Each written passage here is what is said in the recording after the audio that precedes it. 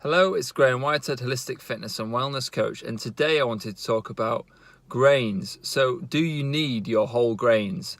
The government convinces us that we do, or clever marketing convinces that these cereals are essential, but they say, well, we need them for fibre, we need them for carbs, but you can actually get a lot of this fibre, carbohydrate from vegetables, from fruits.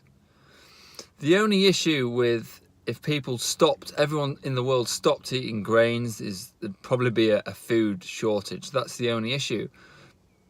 So you kind of have to go back to how it's all started, and that's probably the increase in commercial farming and all these kind of poor methods that have caused us a lot of problems with where we are now, really.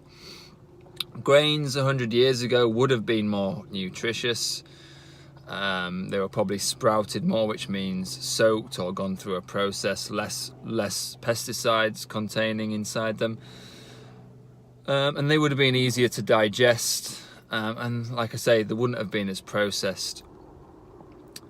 So, I mean, you have to really look at how essential they are, and they're not that essential, if essential at all. If you are going to have grains, you're better off with gluten-free ones for reasons I've discussed in other videos, rice, buckwheat, things like that, and ideally organic, because at least they're not sprayed. The main issue with grains is they contain phytic acids, and if you look at a paper, if you punch it into Google and put grains, nature's double-edged sword, I can't remember the author, but there's a massive research paper on how grains can create autoimmune diseases, and they can create joint issues and make people inflamed and fat, basically, with excess use. So you could have them occasionally, but do we actually need them in our diet?